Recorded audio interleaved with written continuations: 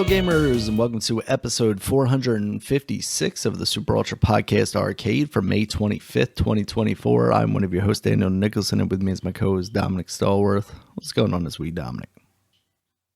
Man, it's not a lot going on, but we definitely are getting to those warmer days now. Now we're being more consistent with the warmer days now. I'm not liking it. Nope. So now I'm already counting down the days until late September and October. Because I'm like, the time is here, man. This is the most hated time of the year for me. This is my freaking 3 months of hate I was going to have to deal with, man. Hope it just go by fast.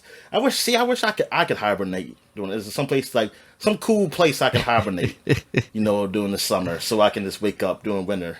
And put you in the room where they keep Walt Disney's head. I go to the Bears' den, Daniel. When the Bears leave their den, the other hibernate and say, "Hey, I'll come in. I'll sleep here," and then you wake me up, and then I'll leave out. Just keeping the bed warm for you. I get it. Yeah.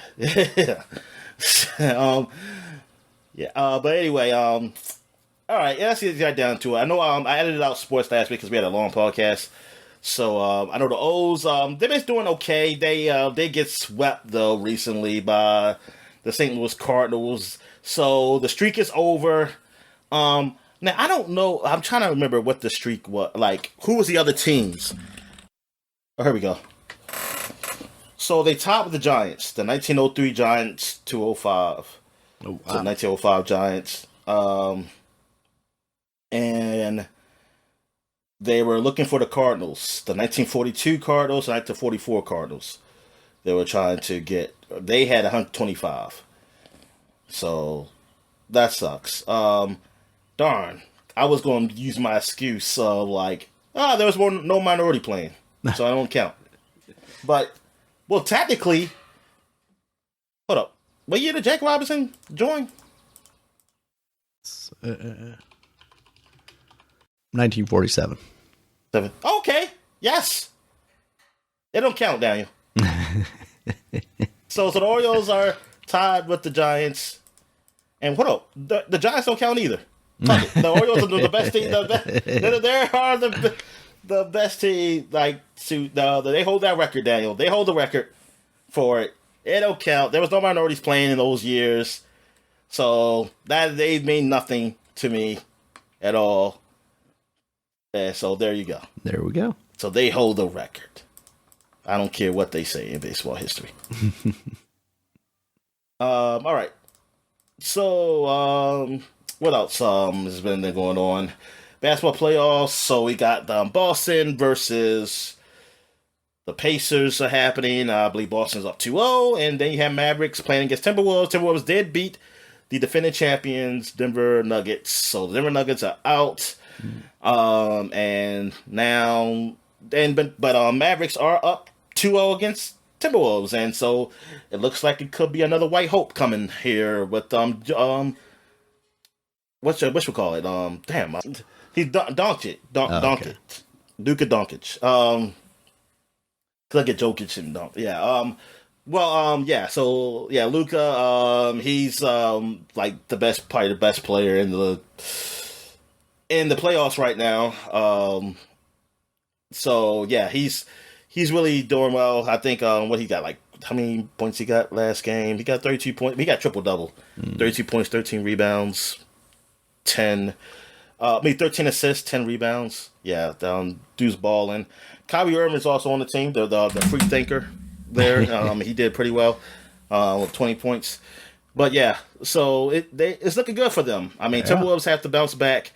But thing is with Mavericks, they beat Timberwolves both at their home. So it's the ball is in their court. The ball is in their court. And I don't know. I believe it's still the team that's favorite now really is still Boston. It's really open up for Boston. I mean, you already have the Nuggets who lost, and your biggest problem is Jokic, really trying to get past Jokic, and now he won't be there. I mean, these are two tough teams, though, they're going to be going against, but it's Boston, they've just been good for so long. It's if they don't win it this year, I don't know when, honestly. I don't know if it's ever going to happen. It's just, it feels like one of those years. So I just have a feeling Boston's going to win it all. Like I have no dog in this fight. Like with any of the team, it's no team in here where I don't want them to win. Put it like that. There's no team I'm rooting against, and it's not really a team I'm really rooting for. I mean, maybe a little bit more on the Wolves, even though it looks like they're going to lose. Maybe them, because I technically never seen the Pacers either, but I don't know. I'm not Indiana's whatever, you know. I mean. It's just like, I mean, I don't dislike them, but it's like, yeah, it's kind of just like a country, one of those states. Even though it's not technically a flower state, man, but yeah, I find nothing, like, I'm not going to be going to, like, thinking about, like, hey, I'm going to go visit Indiana. I don't know. It's a fly-through state. You don't fly over it. You just connect at that airport, and then you keep going. Yeah, Dallas, I have seen 1-1. I don't mind seeing them win again. And Boston, I had nothing against Boston. I mean, now Boston, they have won the most championships, so I guess you would, like, if you're a person who's been watching NBA for a lot of years, I guess maybe you say, like, I don't want to see them win again. But in my lifetime, Boston's only won one. I mean, as far as me watching it, I think they won actually maybe two, if I'm technically going by when I was born. But they I only seen them in one. Only seen them in one championship in my lifetime. So I mean, but since I've been watching them, I only seen them 1-1, and that was with the big three. So yeah, I didn't see all those years when they were just dominating the NBA. It was like them and the Lakers. The Lakers are the team. They're the teams that win all the time, most of in our lifetime. So, I mean, it's the Lakers in 6 years of Bulls. Yeah. That's it. So I don't mind Boston winning, really. Like I don't dislike them like enough to like not want them to win or nothing. I have nothing against Boston. Like, there's only one team in the NBA I don't like, and that's the Lakers. Like, that's the only team. That's it. Other than that, I can care less. And then that's basically it. As far as sports that I've been paying attention to, I know there was some horse racing.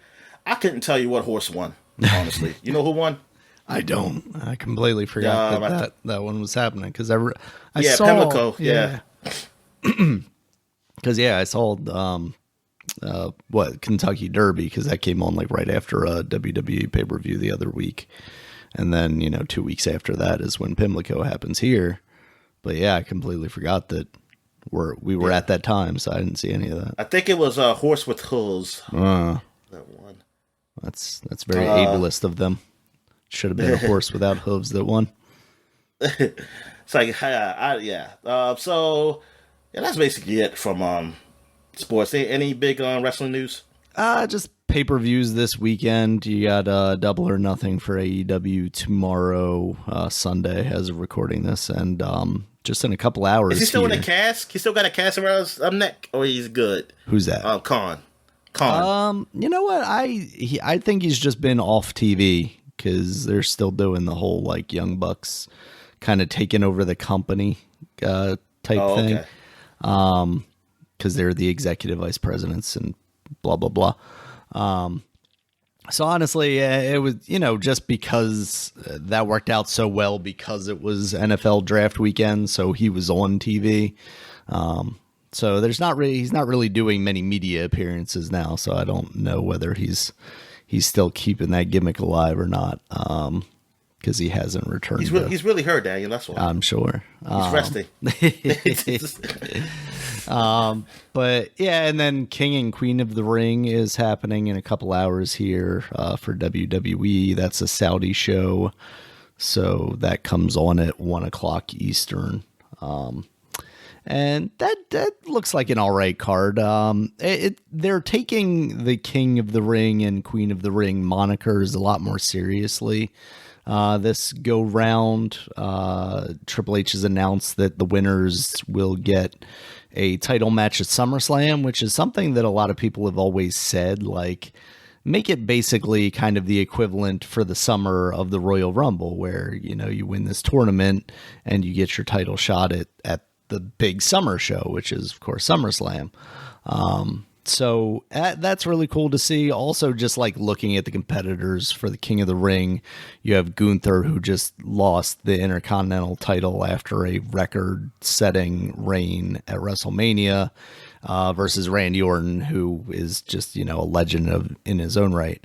So you're actually seeing like serious competitors. No offense to Xavier Woods, but he was the guy that won King of the Ring the last time they did it, and I think that kind of says all it needs to say. He's a perpetual mid-card guy, and to put that on him, I think it really speaks to kind of the difference here that we're seeing this time around.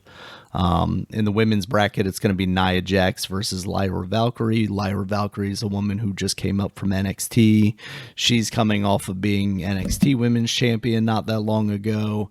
Nia Jax has come back and improved significantly since her last time with the company. So it's been really good seeing her kind of evolution there. And I think if they want to go that route, having her win, she could do a lot of fun things with kind of that gimmick of being all high and mighty because you are the king, or, well, in her case, the queen of the ring.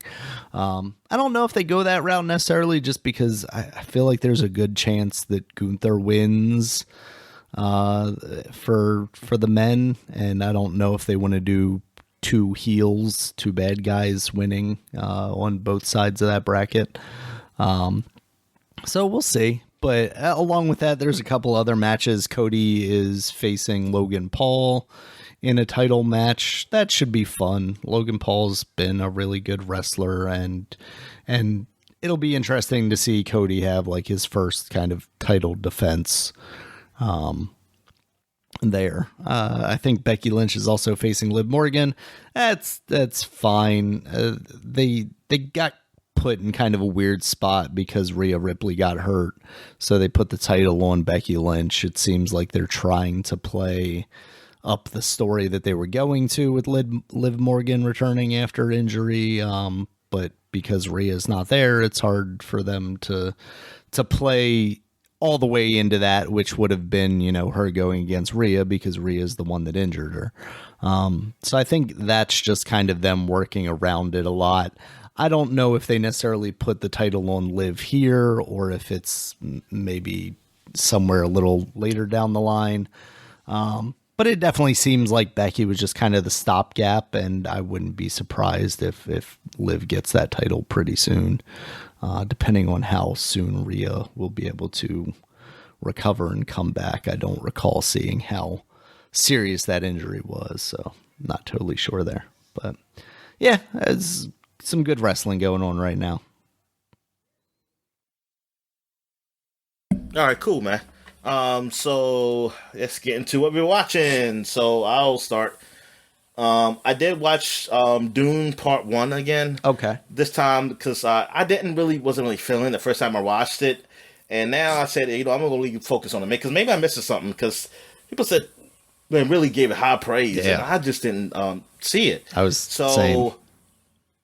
I watched it again. I watched it in 3D. The 3D, okay, it wasn't bad, but it wasn't great. So I ended up watching it just in the like 26p or something and whatever. Okay. 2160 or something like that. Yeah. Whatever, the 4K. Okay. I ended up watching that, and it was it looked great. It looked great, and so I was like, yeah, I'll just stick with this. I watched I think a lot of it in 3D. It had some moments, but it wasn't like put it like this. It didn't do nothing to make the movie better or anything, and it didn't make it worse either. But it just did nothing. Like for me, I recommend you just watch it normally. Yeah, it's a visually stunning movie, but nothing outside of maybe like the sandworm stuff would maybe make me think like, ooh, 3D. Yeah, exactly. So I ended up and so I watched all of it, and I still feel somewhat the same way, probably a little bit better. I do like it more than I liked it the first time, but it's all right. It's an okay movie. Like, it's nothing where I don't find it great. Like, I don't find it like, oh man, this is a great movie. I just find it's okay. Maybe I want to see the second one, so that's out there now, and just to see how maybe I like that one better. Um, but yeah, I find it like just a I mean it's all right. It's a good sci-fi movie, but there was I don't know about like it being like a top movie and like really saying it's great or anything. Yeah, it I don't really know. felt like I a get that. setup because I didn't put it on here because I didn't finish it, but I did start watching Dune Part 2. I think I may be like a third of the way through it, and so far I'm enjoying it quite a bit more than the first one because I felt the same way as you. Like it didn't impress me in the way that like a lot of people seem to be talking about it, like it was some kind of like movie of the year contender or something like that. Yeah. And I was kind of interested to go back and see if like I felt differently upon second viewing. But I'm glad that you actually did watch it and kind of came off with the a similar opinion, you know, again, the second viewing. So maybe I don't waste my time doing that. But I will say so far the second one it's much more engaging. Like there's a lot more going on from the jump. And I think it's more interesting because of that. Okay, good. Also, I did watch Iron Claw, and How'd you like that? man, that's a very sad. Yes. I liked it, but it was a very sad movie. Yeah. Yeah, and I kind of wish. I mean, I wanted to go more in detail with the Pacific Brothers and their problems. I felt like it didn't go too much in detail of it. I guess I know they focus on the older brother, but well, at least the older one that was still alive anyway. Because I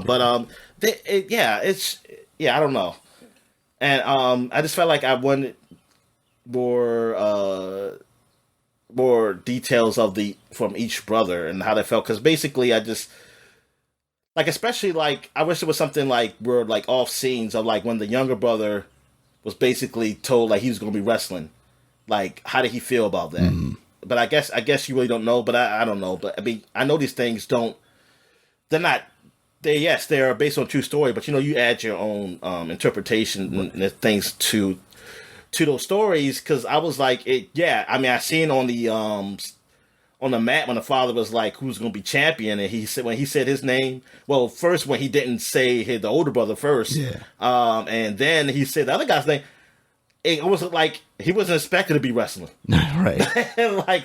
like he was going to be in music. He was going to do his music. He was going to just stay in music, and like he didn't like how he just kind of put his name out there. But it seemed like as that was a family, like they just did what their father said. They just did what their father said, and that's it. And yeah, it's kind of sad how all of them just died. Like, well, only one of them didn't kill himself. The one that died first. I mean, two of them if you count the real young.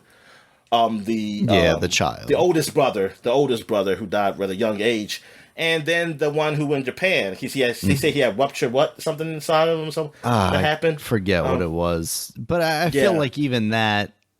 It's not suicide, but it's it's almost like complications due to like steroid or drug use. I think it was.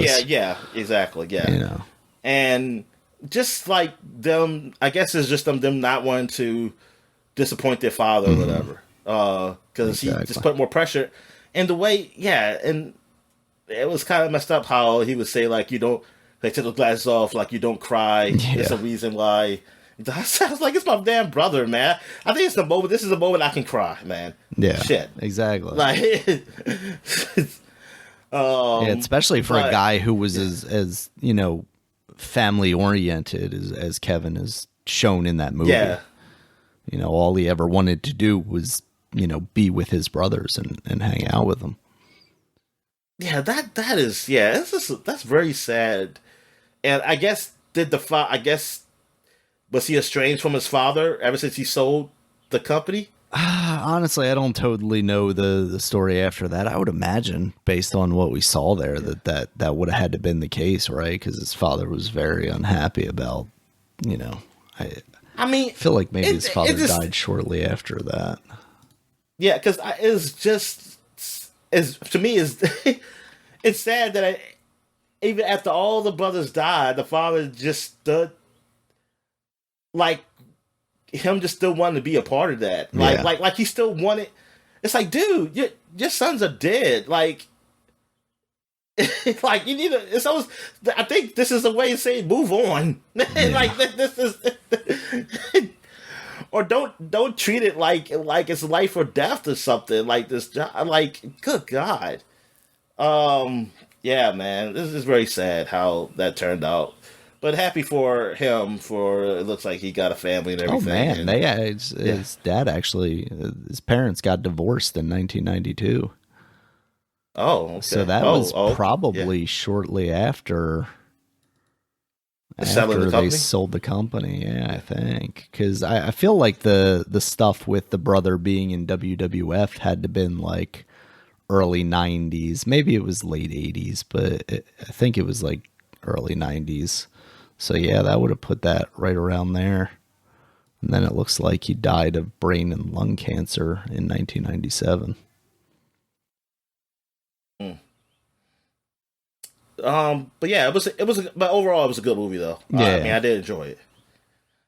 Also I saw the preview. I didn't know there was a Beetlejuice 2 coming out this year. Yeah. And I saw the trailer for that. I hope it turns out to be pretty good. They do have the least whatchamacallit coming back, or Kevin Ryder, Costner and Winona Ryder, right? And they have Michael Keaton. That's what it is. Kevin Costner. Yeah, I don't know. Other Batman. Okay, but also Ortega, the woman, who played Wednesday. Oh, okay. In that Netflix movie, and she's in a movie that's come out recently too. That's it didn't really get good reviews, but I know people have been talking about it because she's like, I guess, one of those new stars is really coming up. Yeah, she's a new girl right now. Yeah, so she's gonna be playing look like his daughter, one of Ryder's daughter. So, which is kind of fitting too, because she kind of reminds me of her. So at least something like that. Like, but it's So I was like, oh, that's. I mean, I like Beetlejuice. I remember liking Beetlejuice. I haven't seen it so long now. I might actually watch the movie again. Mm-hmm. But I used to watch that a lot when I was little, man. I used to always watch that movie. And the only reason I knew that because I was looking up Transformers 1 and seeing what the hell that was. Oh yeah. Because I was like, because I saw like a Transformers that's gonna have Thor in it and shit. I was like, what is this? And then I saw the preview for that and trailer for that. And I mean, it seemed like a nice, funny movie or something like that. Almost like it almost seems kind of like lighthearted, funny Transformers movie. It's all in like computer animated look to it, and there's no humans. It takes place on Cybertron. I guess Cybertron. Yeah. Before they became Optimus Prime and Megatron, they're called other names now. Yeah, they're called Steve and Joe. They called something else, and this is when they were friends. And the people talk, and they said like you'll see how the voices grow into the voices that they are now. Well, Optimus Prime, and then the guy who talks for Megatron is the black dude. He was on Atlanta. Mm-hmm. He's British. I know that. He was on Atlanta. He was on that train movie with Brad Pitt that came out Bullet Train a couple years ago. Bullet Train. Yeah, he was that. He's that guy. He talks for Megatron. Scarlett Johansson talks for the girl robot, and I don't know who talks for Bumblebee. Keegan-Michael Key. Oh, okay. And Brian Tyree Henry is Megatron. Oh, okay. So, yeah, I mean, it seemed like I was like, oh, this looks like that's what he's probably one of the better Transformers movies, out because it's actually made like a kind of like a cartoon thing, basically, and it's like funny and stuff. I know the hardcore Transformers fans ain't gonna like it though, and say, hey, Megatron ain't that funny and stuff like. There's too much jokes in here. It's fine. We're gonna see his transformation, and then he's gonna kill everybody by the end of the movie. All right, so what have you watched? So yeah, that's all I watched. So yeah, what have you watched? I had forgotten last week, but it's probably better off because we went long last week. But I finished off X-Men 97, and yeah, that series is pretty awesome. It goes into stuff that I'm familiar with from the comics, but have never really like delved in depth into. Like I knew it was as it was happening, like, oh, these characters and this and that. But yeah, it really goes some places with that series. It's definitely a more serious take on that cartoon, and obviously designed for people that grew up watching that cartoon, but now are older and can maybe handle some of the more mature aspects of the show. Then why they demature Rogue then, Daniel? Why they took her butt away? Something about the woke mob, Dominic. I don't know. Yeah, I don't know. I wasn't too focused on the missing lines of her butt or whatever. Yeah, no, they do really good character development for everybody, including Rogue. Some really interesting aspects of the characters that I wasn't really that familiar with. Like they delve into a relationship between Rogue and Magneto. And then, of course, how Gambit, feels about that. Yeah, I just think it's really, really cool. I'm excited to see what they do with an additional season of this and what they do. Like, are they going to be able to tell a story as well as they did here with the movies once they start doing these live action X-Men movies? Or are they wasting, not wasting, but are they using up all their material here and then that movie's just going to kind of fall apart? I don't know. But yeah, I'd highly recommend that show if you've got Disney Plus and you're looking to check that out. And then I did finish off Godzilla -1. I think just I'll follow up to the praise I was giving it last week and you were giving it. Yeah, it's easily the best Godzilla movie I've ever seen. I think it really is quite clever the way that they do that CG Godzilla, because especially once he gets on land, because I didn't see it as much when you were talking about how they kind of pay homage to the guy in the rubber suit. But once you see him on land and the way Godzilla moves, it feels very like almost claymation-y, stop motion-y, very like abrupt, short movements. I think that looked really cool. But yeah, the human story that they tell there is just easily the best thing I've seen tied to a Godzilla movie. Just the character coming off of being a kamikaze pilot who basically figured out a way to not kill himself, but struggling with that. What I guess you would consider, or what he considered, cowardice, and trying to basically make up for that in the events of Godzilla coming to power and coming in and destroying the city, and seeing his struggle with that and the people around him and how it was affecting them as well. I thought it was just incredibly done. I thought it was very well done. I really want to see that movie make a bigger splash, when it comes out in America on DVD or Blu-ray or whatever. And I'd be interested to see if they'd be willing to, put it back out in theaters again around the time that comes out on Blu-ray. I know someone I know, because they saw it in theaters. They said they watched it in the black and white, and they said they liked it a lot. Yeah, seeing it in black and white. I'm not. I mean, that's kind of cool, but I want to still see it in the color. Yeah, there's definitely like a cool aspect to that, as a bonus feature on a Blu-ray. But yeah, I don't know that that's necessarily the way I would prefer to see it necessarily. Nah, I like. Because all I say, because to that stuff, man, I mean, I feel like it has to be an art to you doing black and white nowadays. It has to be something like not just because you can do it, but it's like it's something that really fits with what the movie is Yeah. that you're doing in black and white. Not because all I say is that the only reason they did black and white back in the day is because they didn't have they didn't have color. Exactly. Yeah, they had color. That's the only reason. So yes, so that's not making it like, oh, this was the good time. No, they would have got color if they had they could have.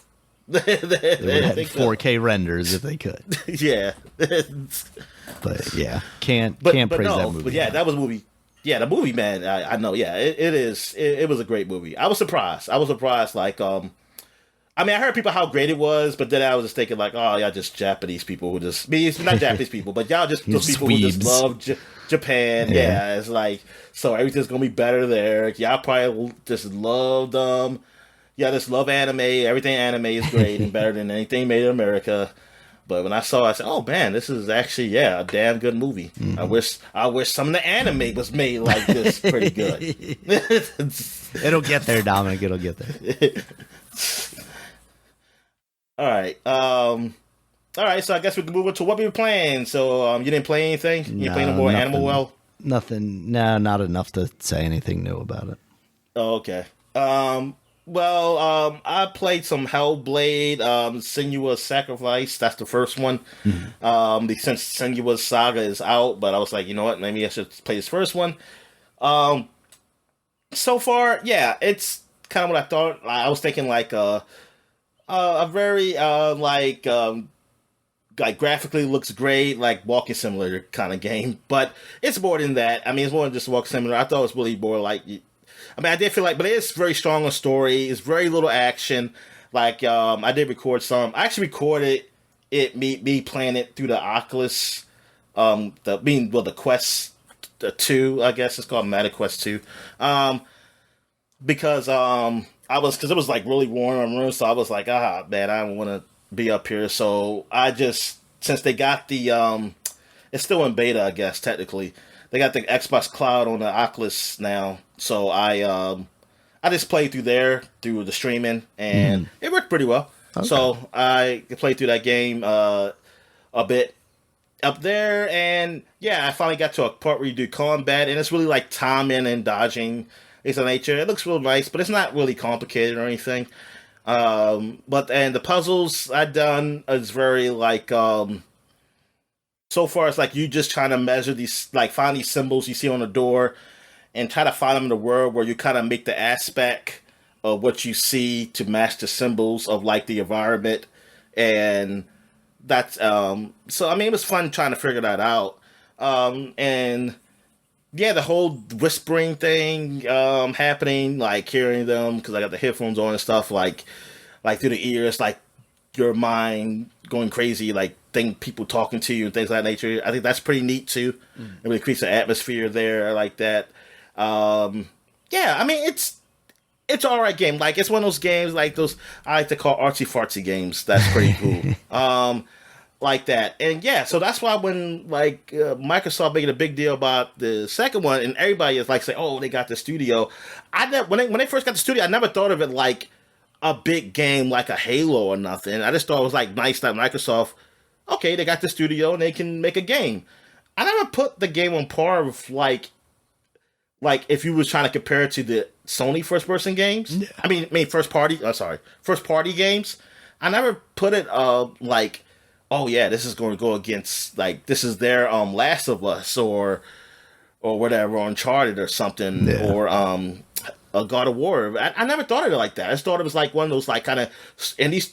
Well, it's not really indie studio at the like because they used to be. I mean, they be with other company, but now they with Microsoft. But the guys who worked on Enslaved and them, but they just did a smaller game that really good, but it wasn't that big. And I was like, oh, Microsoft got them. That's nice. Yeah.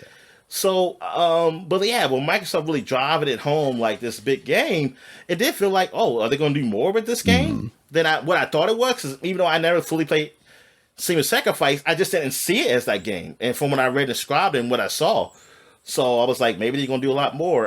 But from what I heard, I mean, it's a short game, but it's still good. For what I've read, and some of the reviews are still good, a good game, but yeah, I mean, which is I don't know, it's a disappointing because it's just not what it's not what's my expectations. But it seems like I guess some people were expecting, like some people were expecting more. Not as far as critics go, but as far as just regular people I see, like on Twitter, like they're expecting like a huge, like, oh, this is going to be like a huge game or something. And I was like, I don't think that was ever the thing, but but whatever. I'm sorry. I'm sorry that your expectation was like that, but I'm just thinking, like, did y'all play the first game? And then if you did, why did you?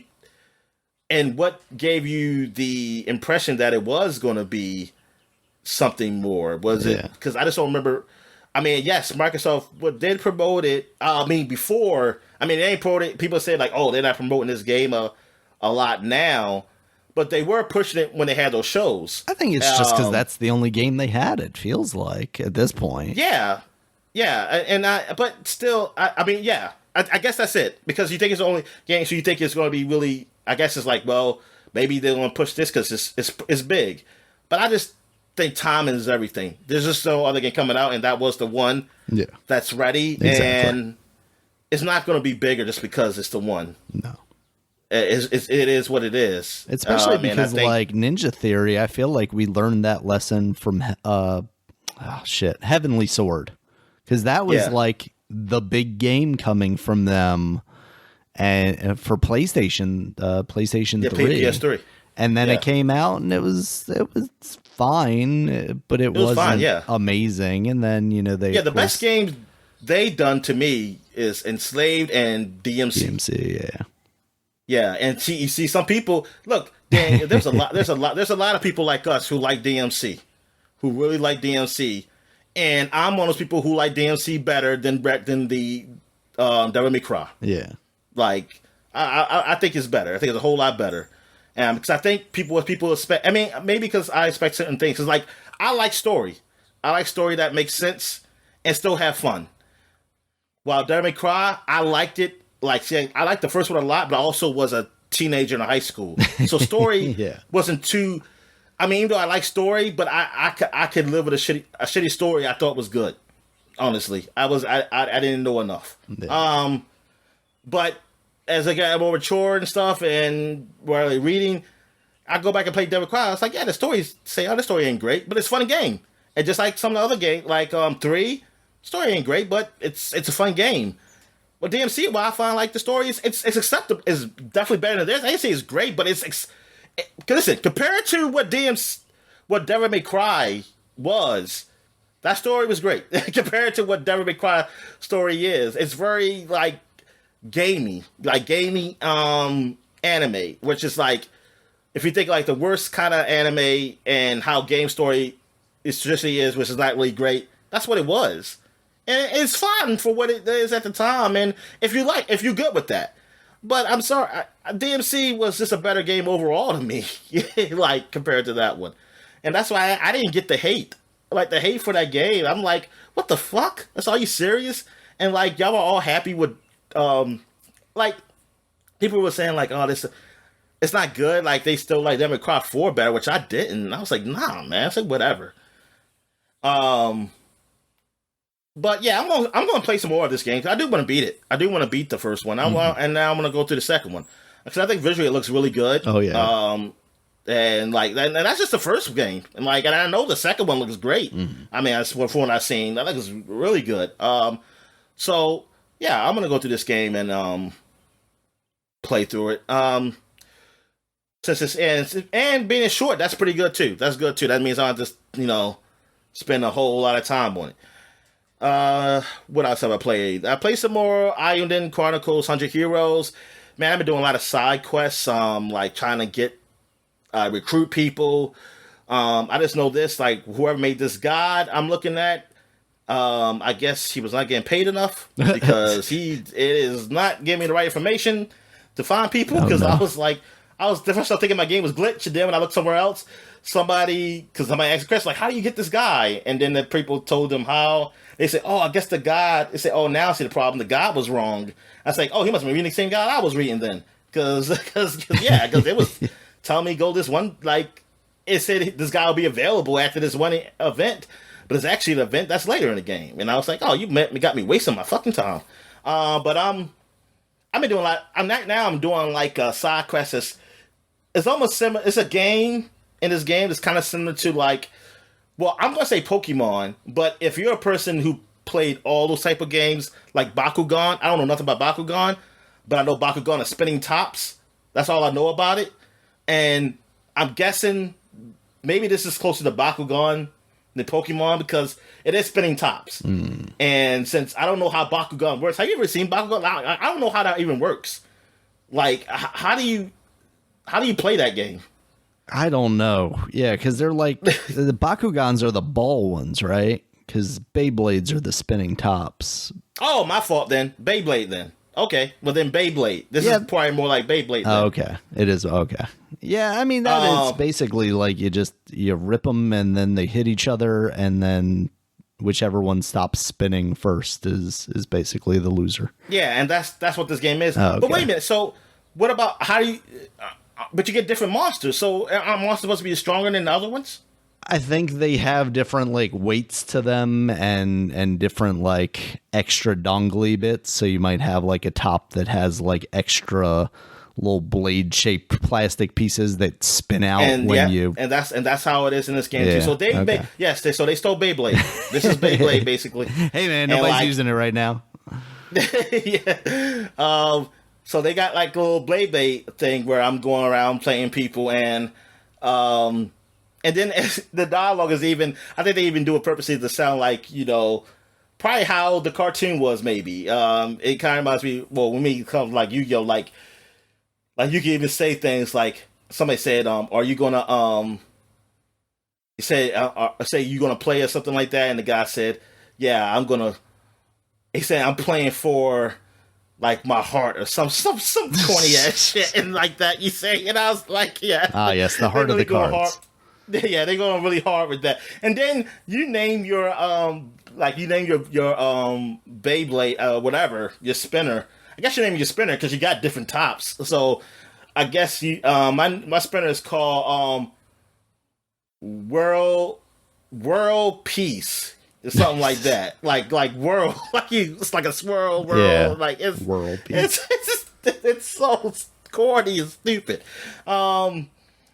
But now you got this. Now it's this guy though. And right now I'm going through the four elites in the Pokemon. Like I said, I don't know Beyblade, so maybe they have something like that too. Most likely. Like I'm going through they call them the 4 Sentinels or whatever. I'm facing them off, because I'm trying to get stronger, so I can face this guy called Crush, who is going around and he's got the spinning top where it cheats.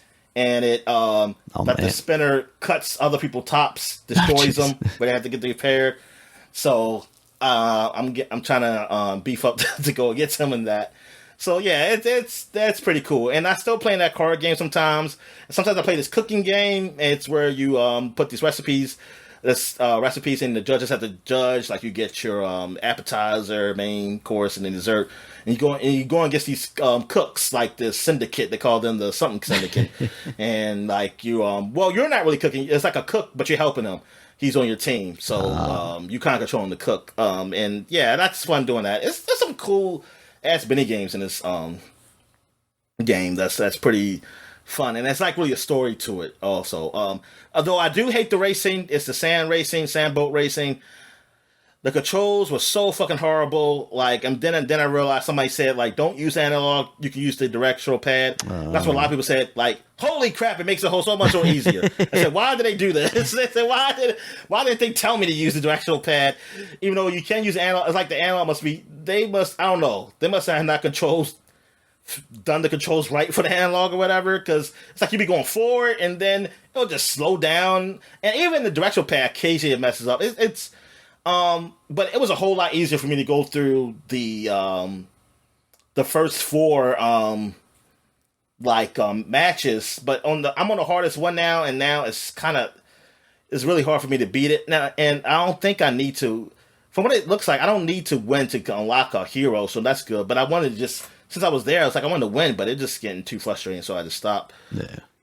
But yeah, I'm still going through the story. I don't know how far I am. I think I still got maybe I am at the halfway point, or probably a little past the halfway point. But yeah, I mean, I was enjoying this game a whole lot more than I thought I would.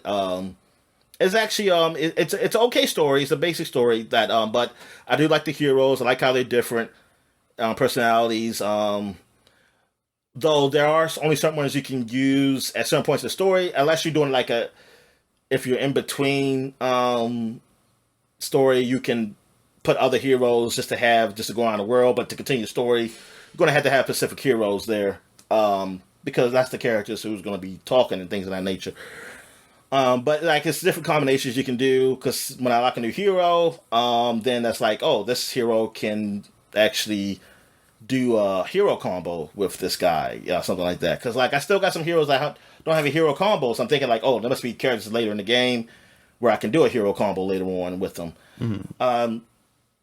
And I finally got all the characters from that first game I played. The Horizon something whatever. Chronicle, IGN Chronicles Rising, something. But so I got all of them, and they had a side quest which I just finished with them. So that was cool, like to have them around. And yeah, so and how that, and then you also see how the story connects from what they were doing to what I'm doing now. So it's a lot to this game. Like this game is I really just thought like it was like, hey, this is something like what the game I played last year. What was it called? The one that came out on Xbox. I gave it like one of my game of the years. It was on my top 10. Darn, what was it called? I thought it was something like that, like something simple, not too complicated, but very good. Man, I honestly didn't think it was going to be I thought it was going to just be good. I didn't think it was going to be like, I really like this. Like, I mean, story wise, I think it's probably not better than that game. Which hold on, I gotta look it up. I think it should be still on Game Pass. I didn't hear it go away.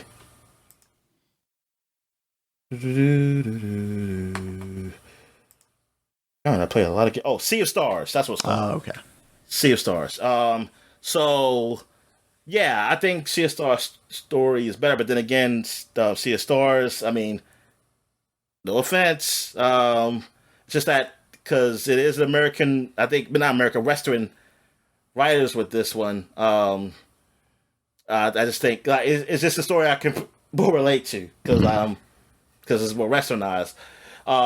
This one, I mean, not that I say I can't relate to this story or anything. It's just, but it's not. It's like a simple story. Like Sea of Stars did something a little different with how they did their when the characters like one of the characters in like Sea of Stars was done in a way that I never expected. Like how this character was like probably the best character in the game, even though he wasn't the main character.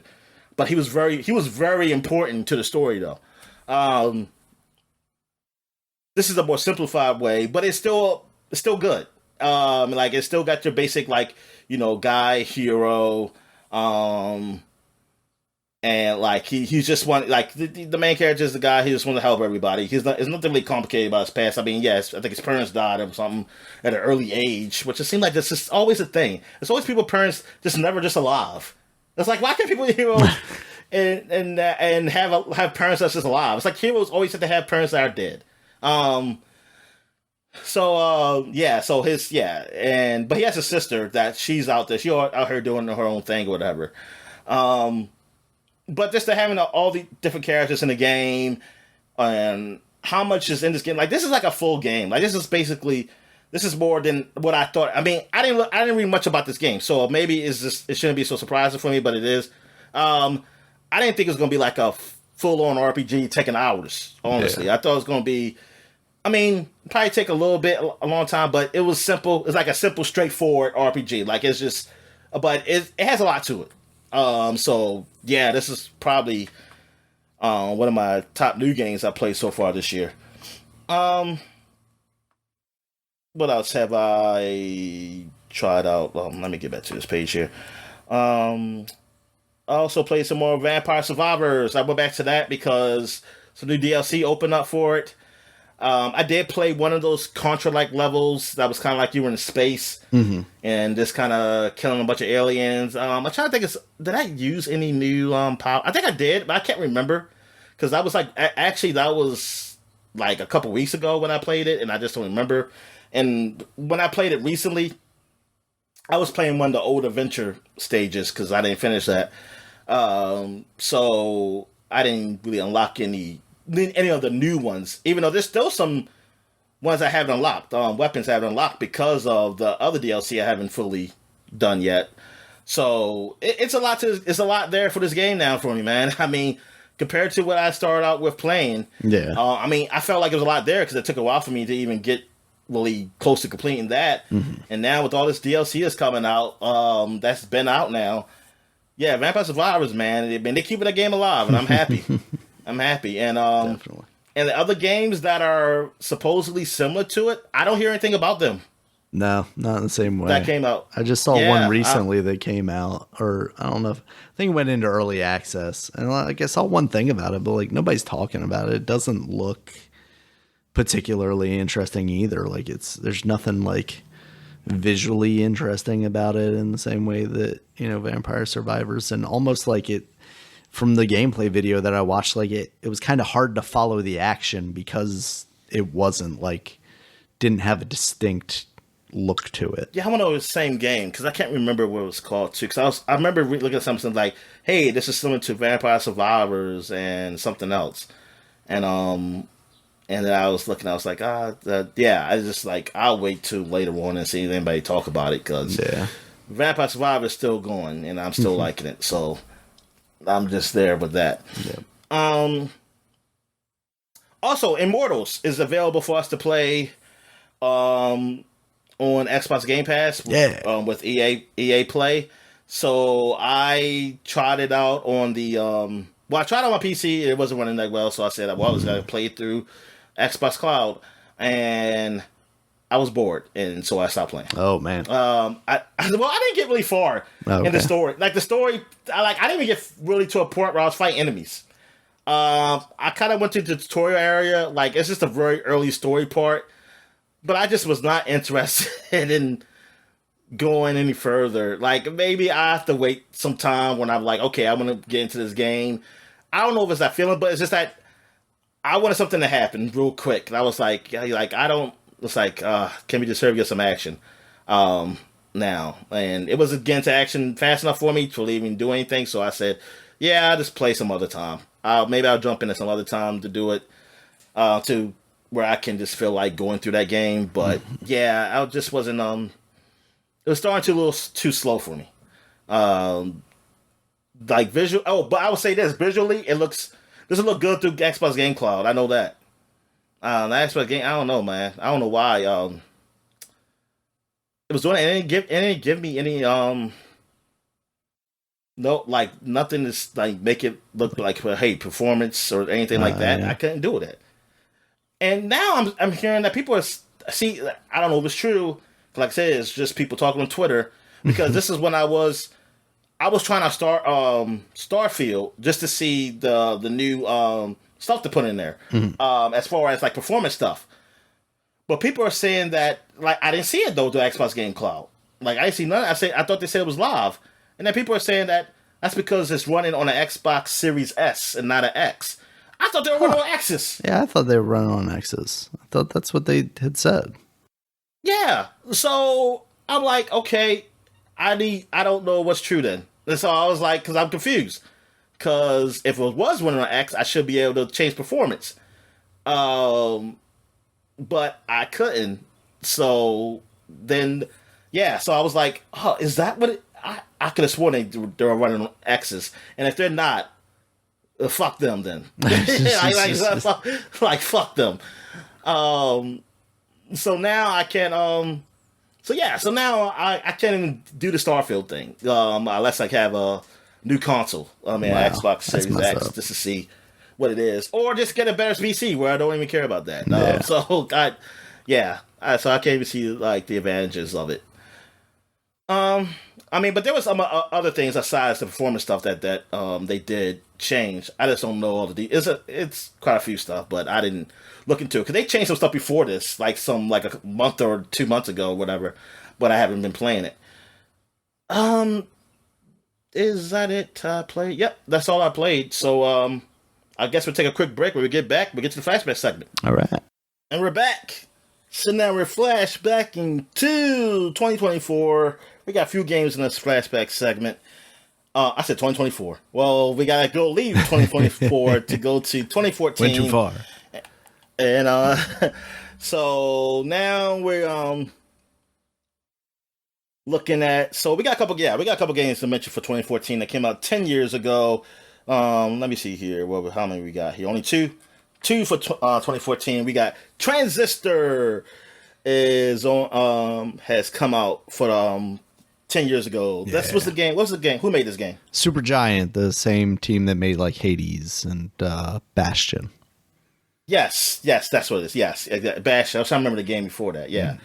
Yes, right, Bastion. Yep, and the guys who gave Hades. Yep, and this was a good game. I mean, all the games they made were pretty good. Yeah. It seems like. Just I actually did play this game. I played this actually more than Bastion, but I never finished it. I believe it's probably one of those games I got for free on PlayStation Plus, maybe. I'm not sure, but I know I didn't. Yeah, I know I didn't buy this game. Yeah, but I liked it. It was like in that isometric view action game. It had some puzzles. Actually, did it have puzzles? I have no idea.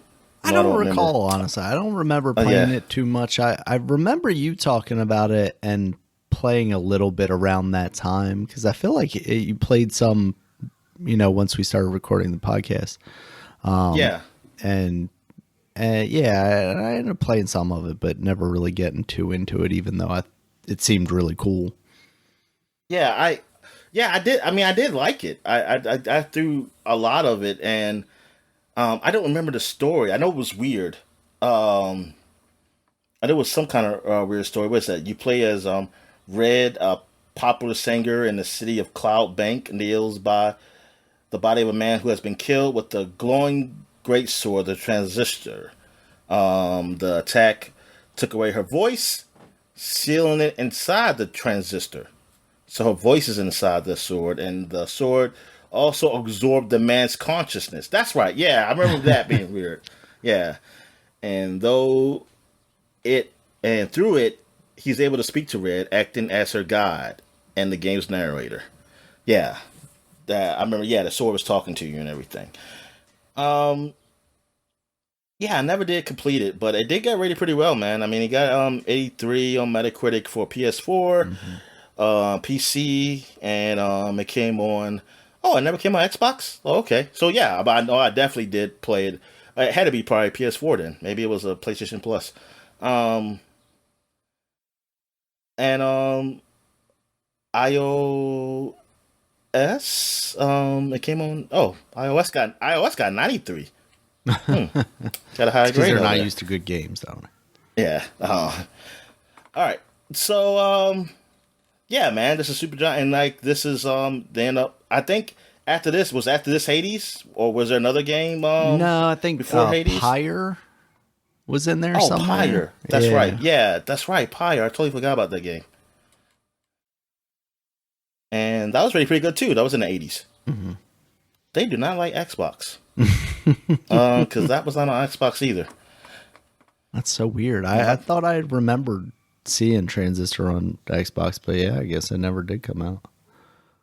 Guess they had some kind of deal there. All right. So the one other game that came out 10 years ago, Wolfenstein New Order. This was the Wolfenstein basically being reborn. As a woke game, as people will say today. Yes, denazification of America. Yes, say how dare you? Yeah, exactly. It's like how dare they treat Nazis that way? They're people too. Yeah. So yeah, this was Wolfenstein, like a new type of story. A more kind of reminds you of like what's the director name? The guy that did Pulp Fiction. Oh, and then Quentin Inglourious Tarantino. Bastards. Yeah, it kind of had almost like because It's it was over the very top, and that's in a similar way. Yeah. Oh, exactly. It's like a really over the top look at World War II, and then because comedic fast, that kind of dark comedy fashion, and but the story was good. The gameplay was I thought was pretty great, and it was fun as hell. Oh yeah, it was absolutely. definitely fun playing that game, and yeah, because I remember you telling me I think you played. Yeah, you definitely played before I did, and then I tried. I said, "Oh, Darren, this game is pretty good." And yeah, because we went through different points of the game. Because Yeah, because they on your split. playthrough, you didn't see basically Jimi Hendrix, and because you kept it's somebody you keep alive at the beginning that kind of changes things. I think you let the young dude die while the other guy lived. And then I said I was going to do another playthrough just to see how it looked, and I think I started it, but I never did finish it. It's just so many games, man. But it's really are. That's cool that they even had that they had like, hey, you could have different endings and things like playthroughs, story wise with this game. Yeah, it was much deeper than just like a generic first person shooter, which seemed like what it was going to be. And then, Machine Games absolutely killed it with this game. Yeah. Yeah, like with them, like this is you talking about this game as one of like the hallmarks of first person shooters. This Wolfenstein, like one of the first like really good first person shooters. Then you have Doom, Yep. Another one that came out after, and they both changed. They both changed. Like Doom came out later on, but they became great too with these changes. I just want to know where is it going to be for it, like going now though. Yeah. Like what is Wolfenstein going to be if there is a new Wolfenstein? Yeah, I mean, honestly, right now those guys are working on the Indiana Jones game. Yeah, exactly. I mean, and I'm okay with that. Like I don't need it to be another Wolfenstein, honestly, because I mean, anything you're going away from that. I mean, I don't know how the story goes. I mean, if there is one, that's fine. But I don't need it to be either. I mean, if they can just do something new or something. Because it's Wolfenstein. I don't look at it as a game almost like Doom, kind of like Doom. Doom is like because it's not really big on the story. Right. It's really just big on just the action and quickly like killing all these different type of enemies. So I can see another Doom happening. Wolfenstein, I mean, not that I can't see it happen, just that if it doesn't, because I get it, it's a more story-driven game also, and story's in, and usually when story-driven games you keep going, they stop being good. I mean, I haven't seen one where a big story-driven game has kept going and going, and it was good. Yeah. All right, so that's it for 2014. So now we're going back 20 years to 2004. And we have one game really to mention is Mario vs. Donkey Kong. So What is this, Daniel? So Mario vs. Donkey Kong, this is kind of the successor to I think Donkey Kong 94, I think it was called on the Game Boy. This is the more puzzle oriented where you play as Mario and you're kind of having these one screen puzzle. And I think Donkey Kong 94 came out 30 years ago. I should have put it up there. Well, that would be funny that they released them that way. Yeah, I guess 94. That makes sense. But yeah, I remember playing this on the emulator back in the day and thinking it was a nice different take for me on a Mario game, especially because it's almost like a Donkey Kong-esque game where, instead of playing Jumpman, the original Mario, you play as actual Mario and kind of have his move set and powers and stuff. Next month. Oh, okay. So I have to say that, yeah. Nice. So almost. Yeah, and it's really clever. They do a good job of making the puzzles interesting and kind of improving the mechanics throughout the game, so you kind of get a different thing going on. See, I didn't know about Donkey Kong 94. I didn't know about it. Till after even this game, years later. No, same with me. Absolutely. Like I could, here's the thing. I seen Donkey Kong. Yeah. They didn't call it Donkey Kong 94. It was just called Donkey Kong. Yeah, On it the just box. came out. I thought it was just Donkey Kong, like the old Donkey Kong. Right. So that's why I didn't. I don't want this. Yeah, I didn't. Yeah, so I didn't even think about like when again. I was thinking like, oh, it's just like the old game on Nintendo. Yeah. But yeah, so darn, that actually turned out to be a pretty good game. And yeah, they got a successor. Yeah, Donkey Kong. Yeah, I remember seeing that. I thought that was pretty cool. It's like, oh, that's cool that they did something like that. Mm-hmm. Yeah, I never played it. Yeah, I don't think I ever played any of those games, those Mario versus Donkey Kong type of games. I just seen them. I mean, not that I was interested. It's just I was pretty limited on what games to get for. Well, I didn't have a Game Boy Advance. I had a DS, but it was like certain games I was getting, and certain games since So I just didn't. Some games I just didn't touch, even though I thought they were interesting. Yeah, for me that All right. stuff was strictly sailing the seven seas because it was just so easily available out there at that time, especially for for a modern console. A console that was actively released at that time, you could just go online and play those games very easily. It was crazy.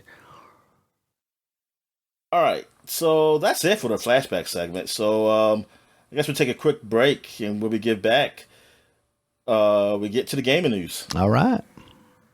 And we're back. So let's get to the gaming news. What we got, Dan? All right, Dominic. First up, Nintendo's out here acquiring studios now, apparently. They picked up Shiver Entertainment from Embracer Group. This is the development team that has been responsible for Switch ports such as Mortal Kombat 11 and Hogwarts Legacy, which I think for what they are have both been praised, pretty well. For their ability to get those higher end games running on the Switch. I think, with the way Embracer has just been folding, absolutely, it makes sense for Nintendo to pick up a technical studio like this that could they could basically loan out to third parties if they wanted to get some help with development of Switch 2 games. That way that you could, get more games on the Switch too, basically. Higher profile things. So that move makes sense. It does. Yeah, it sounds like it does. So that's cool. Yeah. I'm sure they got it for a song, as some people say. Yeah. All right. In some other news, Dominic, this one is strictly rumors, but it's coming from some pretty credible sources. Nate the Great and Nate the Hate, I think they're the same person. It's a Twitter poster that also has podcasts and stuff. Has Nate the Hate. Yeah. And they report on a lot of rumors, but this seems pretty definitive. The next game coming out of it is going to be another Doom game, this time a prequel. I think we talked around last year that they were talking about making a prequel game for Doom. Apparently the title is going to be The Dark Ages, Doom The Dark Ages, and it's going to be kind of a medieval theme thing where you basically see the origins of the Doom Slayer. This is expected. The 90s. Yes, the 90s. I mean, that's definitely when the Doom Slayer is from. He's 90s baby through and through. But it sounds like this is going to be, kind of one of the big pillars of Microsoft Showcase coming up in June. And they also expect it to come to the PS5. So this is going to be kind of one of the first big things that Microsoft is going to launch as a multi-platform experience, it seems like. So it is coming to PS5. Yeah. Well, that means Doom never left. Exactly. Yeah, just continuing the legacy. So as much as I like that Doom, the first one, and I would like to get around to playing that second one, I think it's from everything I've heard, it's basically more of the same and in some ways better. I would have liked them to branch off in another direction, maybe give Quake, kind of the Doom treatment, the updating and bringing it into the modern era while giving it its own kind of unique thing. Yeah.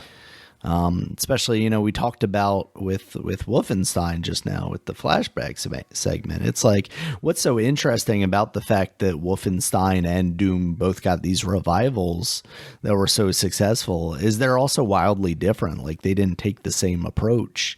And I'd really like to see if they could do something with Doom or with Quake and have that similar thing where it's, this really big revival, but doesn't necessarily fall in line with either of those two games either. Who owns Heretic? Is it them too? I think Microsoft does now. I don't know if that's like a Raven thing or where it comes from, but I think Heretic is the one that Phil Spencer wore a shirt of the other year at their thing. It was either that or Hexen, but I think it was Heretic.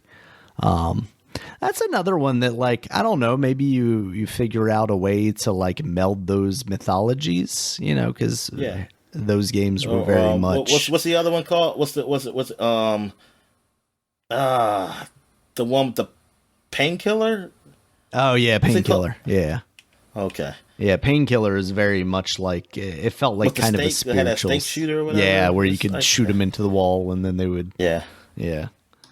Yeah, that felt like kind of a spiritual successor to one of those style games, more gothic and a little bit horror-y, but not quite. Yeah, I mean, with a medieval version of Doom, like, I would hope that maybe they would go in that direction and maybe somehow, meld those together. Again, I don't know, like, those always felt like contemporaries. Like, I almost associated them with, like, okay, this is probably made by the same people that made Doom, but I don't know that was ever the case. And I don't know how those properties have crossed. I just think they did it. They had the Doom and they made a mod and then made a game out of it. That's probably how it happened. There's a lot of stuff that came out like that. All right, and then the last story I got here is IGN has acquired Eurogamer, VG247, Rock Paper Shotgun, GamesIndustry.biz, and a couple other websites. It's funny because we've talked a lot about consolidation over the past couple of years with the whole Microsoft Activision thing, which I've been pretty positive on up until maybe a little more recently when Microsoft is shown to be faltering a little bit with some of that stuff. But this just immediately triggered my like no way signs, because IGN is a website that I haven't gone to regularly in probably decade at this point. He got too woke for you, yeah. Hey, it got to, yeah, so that's what it was. And it's not like I'm frequenting Eurogamer necessarily, but Eurogamer does have Digital Foundry kind of as an offshoot, which does incredibly different coverage of games. I went to Eurogamer more, well, I don't know, maybe I went to IGN probably more, but only because of his name. Only like I never went to purposely go to IGN like that. I never like typed it in. It might have been like I looking at an article and they happen to come up. But I have gone to Eurogamer a lot too. Like probably more so. They have a simple, clean design that I appreciated much in the same way. I think that's what it is. Game Informer. Yeah. Although I think recently that has also changed, because like I'm looking at it now and it's like, nah, this is not exactly the way I like to consume things. I always like going to Eurogamer and then seeing the stuff that's like sale for this, and then I'm like, oh yeah, they're talking about like European Amazon or whatever, and I'm like, oh yeah, I'm in the wrong place. Yeah, exactly. I'd be like, well, what the hell I'm looking at this for? not realizing like it says Eurogamer. I was thinking like Europeans just don't look at the internet. So I was like, I was like, come on. Yeah. And then you should know I'm reading it. You should only put the American exactly. You know where I'm at. You put all the cookies in my browser. But like when I wanted more serious news or takes, I would look at like GamesIndustry.biz and Rock Paper Shotgun. They usually had more critical, coverage of video games. Rock Paper Shotgun is the serious news. Yes, that title. Now I wonder if they acquired these to like diversify so that they still have, they have control of this stuff, but they're looking to have IGN, which is more the entertainment side, and then like gamesindustry.biz, which is more the industry side. Or if all this stuff is going to get kind of folded into IGN and all of these websites are going to go away. That's what I feel like. Yeah. Yeah, I feel like redundancies. I saw something on somebody writing, and I'm like, yeah, man, I would. Man, I hope that's the case, but the way things are going, I just can't see it not being a case where they get rid of some of these places. Exactly. 'Cause the reality is, the whole games media thing is, I think, in a very troubling place because so many people have moved to coverage from like podcasts or YouTube videos. There's not a lot of written stuff anymore. I mean, even like we look at Game Informer, and it's basically like they've let go of 90% of their staff over the years, and there's like one guy that makes an article every couple of days about like whatever the biggest story is, and that's kind of about it. That's why I still find myself trying to go to like a Destructoid and a Kotaku, but they've kind of fallen into the same thing where like, okay, they're more like Destructoid is a lot of guides now, and with every release of a big game you get 2 pages worth of articles about like, oh, this feature in World 2 and this feature in World 3, and it's like, oh, okay, you're a slave to the algorithm at this point, basically. And that's unfortunate. It's, you still get like some of the more serious stuff, like the Jason Schreier stuff from your Wall Street Journal, but you're going to have to pay for that. And, then you have your enthusiast stuff, which I feel like is more what IGN is presenting and what you'll get from like a YouTube video and even to an extent a podcast, depending on who you're listening to. And this kind of like middle ground is disappearing, especially because you have these companies who have a more direct line to the fans now too. You can tell them to hop on your Discord or, look at your Twitter or whatever, and they can get basically what people were putting on these websites as regurgitations of press, releases. And now you just have it directly from the company. Every couple of days I get an email from Nintendo like, here's our latest game. And it's like, oh, I would have heard this announcement from someplace else, and now I'm just getting it directly from you. Thanks a lot, I guess. So yeah, I'm worried about more of this. Like, we're really down to IGN and GameSpot at this point, and even GameSpot with like the mergers and the purchases, and now they're owned by Fandom. I don't know that website, I don't really go to them much anymore, but I don't know that website is really being updated, as frequently as maybe I would like. But I guess I'm part of the problem if I'm not going there often enough to find out. But yeah, just it's the kids' fault. It's the kids. The young people's fault. They supposed to be. They just want to get their gaming news from TikTok. Exactly. So. Started with their YouTube people, like PewDiePie and stuff, and now.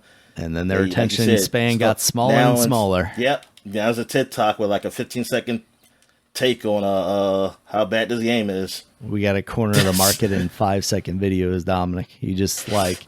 You put the text overlay of the game name, and then it's just me going, it's bad. It's good. Yeah. Buy it. I'm going to start that channel if it doesn't like already exist. Woke game. Woke. Yes. God, that'll get us. That'll get us the numbers that we want. Yep. So I can be that guy. We'll be morally bankrupt. I'm not racist. I like this black guy right here. He's saying these games are woke. Exactly. Dominic, can we get you to do that? Can we get you to just Assassin's Creed Shadows woke? Yeah. You saying it, and everybody will flock to you because I just gotta make sure I leave this ADOS group so I won't give them bad names and I'm part of it. So you got this guy up here doing YouTube videos. I did my research, and Yeah. I heard he's connected with this group. Yeah.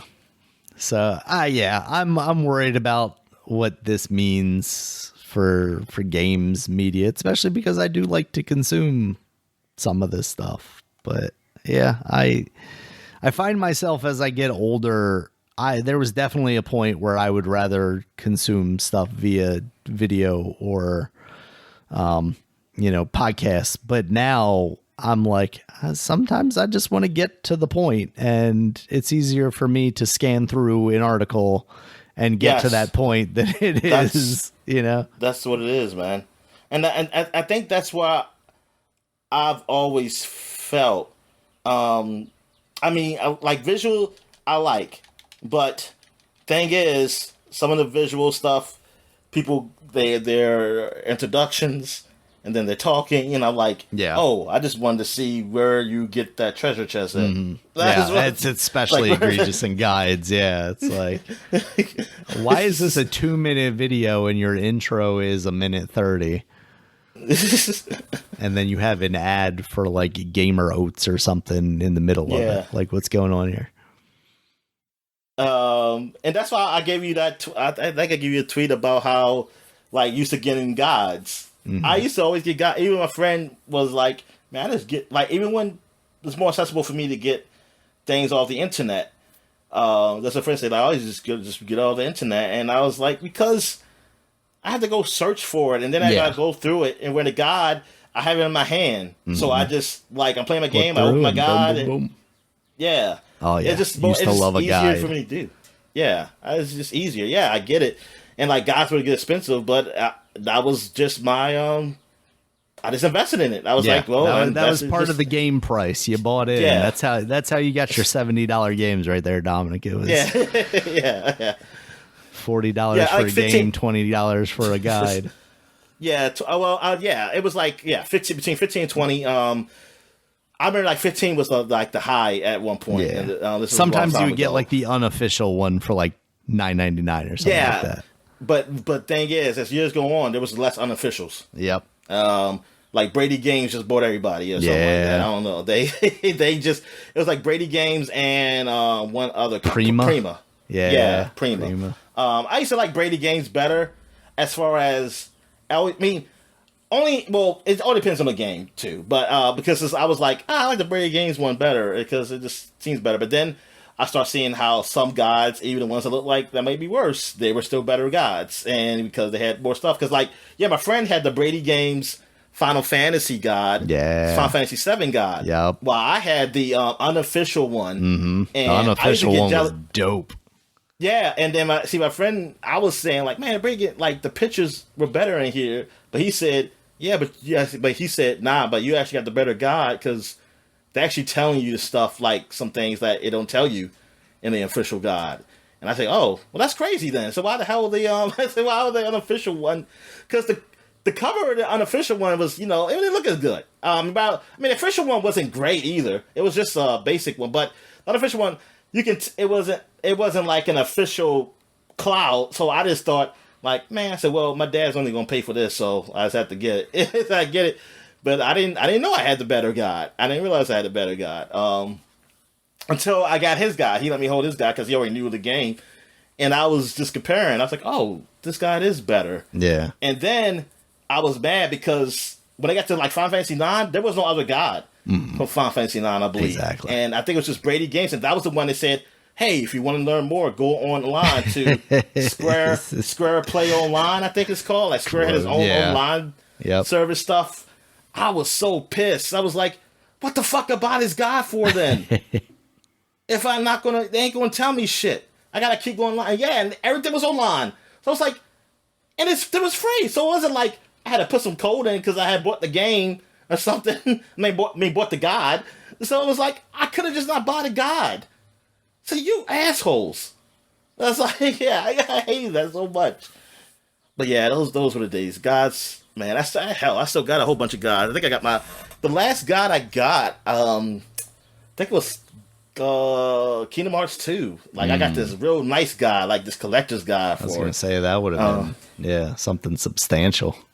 Yeah. But yeah, that was it. That was my last guide I actually bought. I was just like, oh, just the internet. And now, now I'd rather see freaking game facts type of guy where people type than than some of these ones, especially from websites, because they got a whole bunch of freaking advertising shit on them. It's almost as bad as recipes.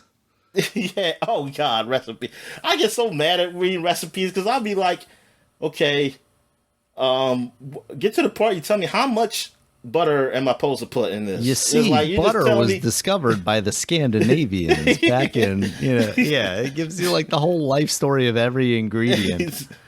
Yeah, I was like, okay, now, and then they show you how to do it. It's like, wait a minute, I don't know how much I'm supposed to put in here. And it's like, it's either vice versa. It's either one or the other. Either tell you how much you're supposed to have and not tell you how to do it to like to scroll all the way down, or vice versa. One time, some of them was like, how you gonna show me how to do it and not tell me how much I'm supposed to have? I have in it. They say, you sons of bitches. God. Dominic, I am looking at the completely unauthorized Final Fantasy Ultimate Guide from Versus Books that was only $9.99 and had a free poster. It is amazing to me that they somehow fit Final Fantasy what? 7? 7, yeah. How they Hold up, let me see if that's the one I had. Here, I'm going to send you I'm going to put the link in right at the bottom of the news. It's amazing to me, though, that they fit this entire game into 149 pages. Granted, 149 pages is a lot, but when you look at the text density, that's the guy I had, Dane. Yep, this was the one. It was awesome. Oh, so but you see, I'm just saying, like, it wasn't a bad cover. It's just that it was like a fake cloud. So you can tell, like, it makes it appear like it was the anime cloud. This ain't gonna be no good guide or nothing like that compared to the Brady official one. Yeah, but it turned out to be the better one. Yep. Yeah, it did come with a free poster. Yep, I don't remember what the poster was though. It's if you go to, I think, the second page. It's that left hand side. Oh yes, I had this poster. Yep, I had it on my wall. Yep. Yeah, I actually dug the anime inspired character designs of this guide, so I was kind of into it. Oh my God, look at this guide up here, man. Let's get back so many memories. Yep.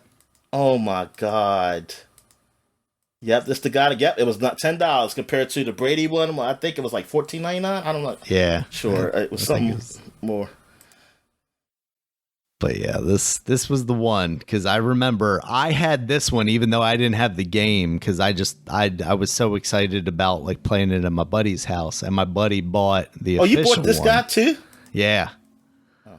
And I was waiting basically for the PC version to come out, but I got this guide ahead of that just to like look at stuff, and like I said, I liked the poster and I liked the artwork for it, and he had the official guide, and it was not good compared to this one. Like this one, I feel like the official guide didn't have as many like screenshots and stuff. It was just like more walls of text. I can't remember, but yeah, I much preferred this one. I've got to still have this around here somewhere. Even when I got rid of like a lot of my Nintendo powers and stuff, I still kept most of my strategy guides, and I've got like my Super Metroid strategy guide, and I've got to have this one somewhere. So damn, wow, this is getting back so many memories. Yeah, Jesus Christ! Shout out to the people on Internet Archive that scan this stuff, because that's just awesome. Yeah, it is that they do. Yeah, that they do this. Yeah, that is cool. From 1997, Dominic. All right, but that is the news that I saw this week. I think we're getting back into the calm before the storm that will be the Summer Game Fest. 2 episodes from now, we'll be talking about that stuff for sure. And then the following episode after that will have been the Microsoft thing. There's still a lot of speculation out that there will be a Sony either showcase or state of play. It sounds like it might just be a state of play, which is obviously like the smaller version before the end of May. And, we're a week away from that. So we shall see if Sony pops up And on if Monday. it don't happen, saying we they got gotta something. attack that guy who said it was going to happen. And if it does happen, then we attack the other people.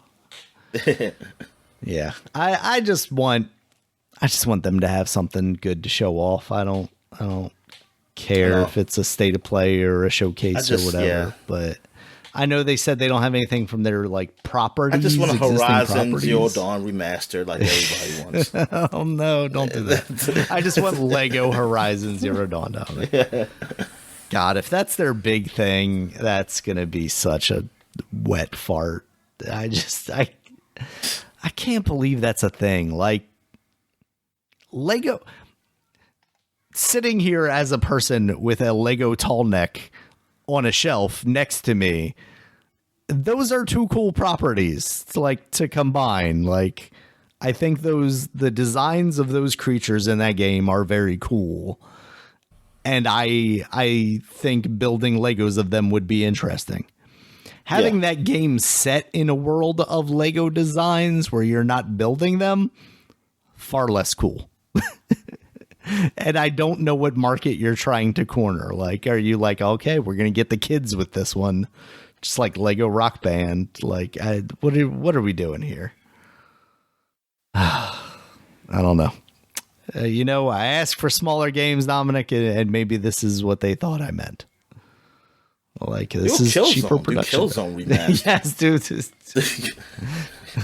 See, I thought you were saying do Lego Killzone. Oh, I'll do that too.